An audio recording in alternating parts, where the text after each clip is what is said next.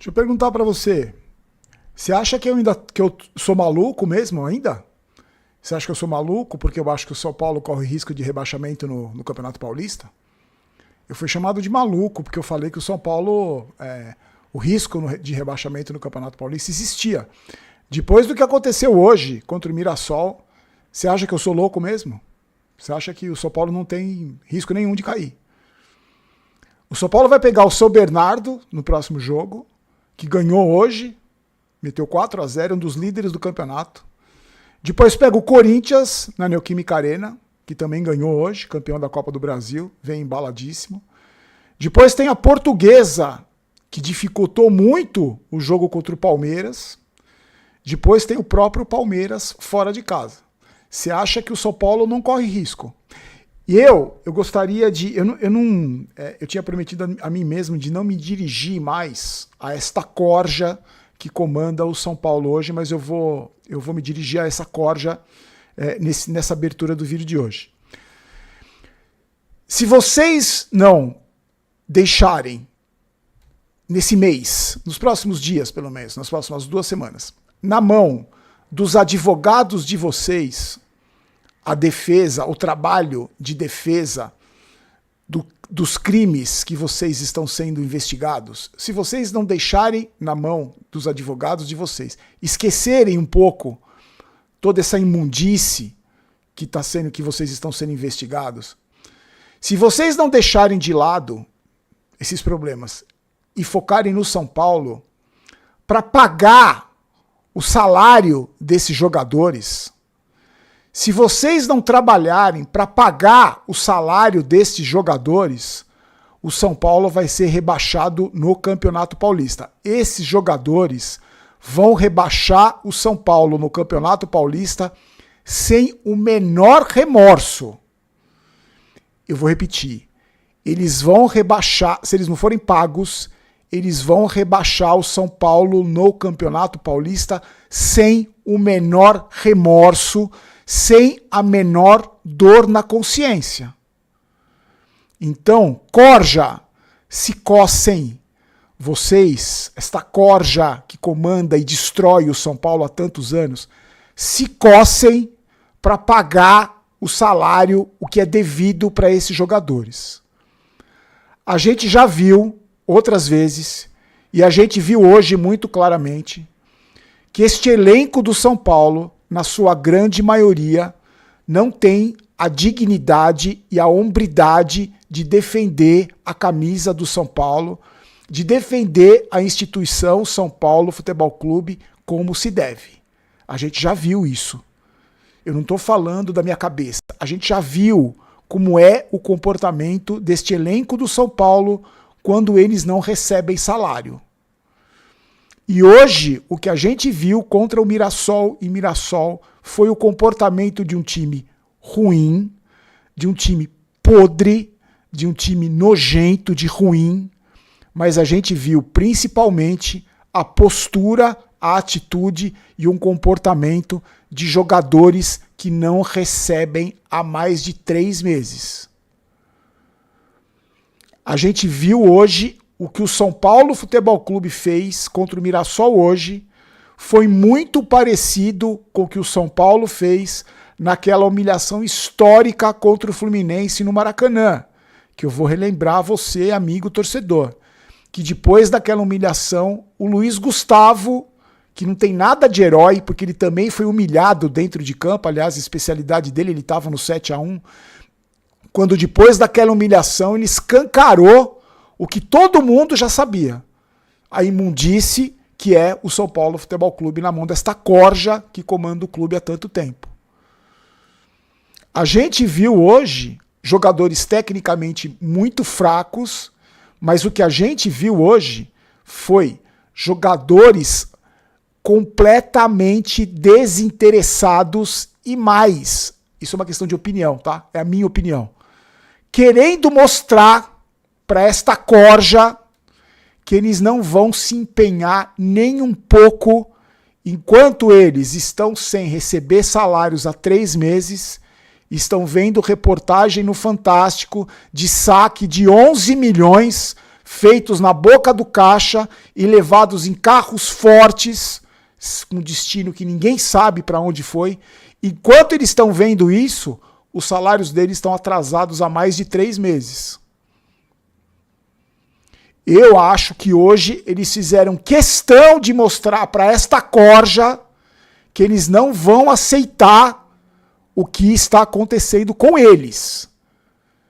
E na minha opinião, não é uma questão de preocupação com o São Paulo Futebol Clube. É uma questão de preocupação com o bolso deles, com o próprio bolso deles. Eu sei que você pode dizer para mim, Barolo, mas quem é que trabalha sem receber? Barolo, não dá para exigir, não dá para cobrar jogador de futebol que não recebe salário. Não dá para cobrar jogador de futebol que não recebe salário, gente? Sério? Vocês acham que o jogador de futebol que ganha 400, 500, 1 milhão, 2 milhões por mês, ficar sem receber salário 3 meses, vai desestruturar a vida dele e da família dele? Vocês acham mesmo? Eu não estou dizendo que é certo dever salário para ninguém, nem para jogador de futebol, nem para ninguém, para o operário, para o pai de família, para ninguém. Só que eu já falei isso aqui e vou repetir. Eu acho que existe uma diferença abissal entre dever salário para jogador que ganha 700 mil por mês e para um pai de família que tem que comprar comida para os filhos e pagar o aluguel. Até porque esses jogadores vão receber. Um dia eles vão receber. Como a gente está vendo. Os jogadores ganhando na justiça e o São Paulo tendo que se desdobrar para pagar por incompetência. Que agora a gente está vendo que não é só incompetência, né? Eu falei para vocês, quando o Campeonato Brasileiro acabou, que o ano de 2016 ia ser desesperador. E o São Paulo corria risco de rebaixamento no Campeonato Paulista já. Eu fui chamado de louco, fui ofendido por algumas pessoas, como eu sempre sou, quando eu critico essa gestão, quando eu critico o jogador, quando eu critico determinados jogadores que são ídolos para alguns. Quando estourou o escândalo, teve gente que foi no meu Instagram pedir desculpa para mim, dizendo que eu sempre tive certo em relação aos caras que comandam o São Paulo. Eu não quero ter razão, não tô nem aí para ter razão. Só que o que a gente tá vendo no São Paulo há tanto tempo, que agora, para mim, é o pior momento da história, não só em relação ao futebol, não só em relação a tudo que acontece no campo, mas o que acontece fora do campo, a gente está vendo o que acontece no São Paulo e a gente está vendo o buraco para onde esse time foi levado, esse clube foi levado. Essa instituição foi levada para o buraco, para o abismo, na mão desta corja que comanda o clube há mais de 15 anos. E eu queria também dar um recado para os conselheiros que vão votar na sexta-feira o impeachment do Júlio Casares. Se você votar pela permanência dele, você é igual. Você é igual. Você tem tanta culpa quanto. E eu só vou dar um recado para vocês também. Vocês estão sendo expostos e vão ser muito mais expostos porque já tem muita gente se organizando para expor vocês e expor o voto de vocês. Isso não é crime. Não tem nenhuma irregularidade em mostrar vocês quem são vocês para os 22 milhões de torcedores do São Paulo. Então, pensem muito bem na hora de votar. Pensem muito bem. Hoje, eu fui no programa da CNN, do Benja, que nem foi o Benja que apresentou que ele está de férias, mas eu estava conversando com o Michel Bastos me disse o seguinte, que antigamente, na época dele, muita coisa acontecia e ninguém ficava sabendo. Muita gente era escondida para debaixo, muita coisa era escondida para debaixo do tapete e ninguém ficava sabendo. Os próprios jogadores não tinham muita informação, não tinham muito acesso à informação. Hoje todo mundo tem. Tem página no Instagram que está expondo a foto de conselheiro por conselheiro. Isso não é crime, não é nenhuma irregularidade. Vocês não assumiram esse cargo? Vocês não pleitearam esse cargo? Para muitos de vocês não é o maior orgulho da vida, não é o ápice da sua vida ser conselheiro do São Paulo? Então, tem um preço. Tem um preço. E hoje, com as redes sociais e a indignação da torcida do São Paulo, uma torcida apaixonada e que está sendo tão judiada, hoje vocês vão ser expostos, sim. Vocês têm responsabilidade. A maior responsabilidade de vocês acontece na sexta-feira, quando vai estar na mão de vocês pelo menos começar a dar o primeiro passo de um processo de faxina com criolina que tem que ser feito no São Paulo Futebol Clube. Eu não vou falar do jogo, você me perdoa, eu não vou falar do jogo, porque eu não vou falar do jogo de um time que está 3 meses sem receber salário e jogou como um time que está 3 meses sem receber salário. O resumo do jogo foi a hora que o Luciano foi substituído. Se você prestou atenção, olha a expressão do Luciano na hora que ele foi substituído. Eu estou falando do Luciano porque ele é um jogador mais simbólico desse time, né? Mas olha a expressão do Lucas durante todo o jogo. Olha a expressão desse goleirinho horroroso, desse tal de Rafael durante o jogo. Olha a expressão do Alan Franco. Olha como jogou o Ferrarese. Olha a atuação e a postura e a atitude das lideranças desse elenco. Então não dá para falar da atuação desses caras, mas dá para cobrar esses caras sim.